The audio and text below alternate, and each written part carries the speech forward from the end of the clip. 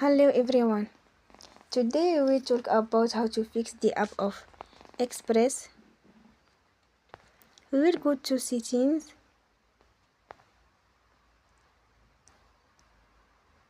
Then we click on apps.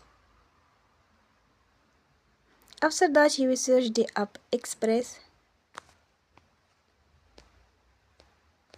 and you will click. Then we will on for stop. After that you will go to storage. Then we click on clear cache.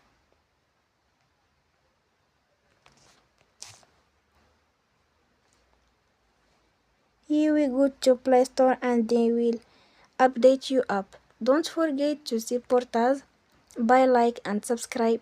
See you next time and thank you for attention.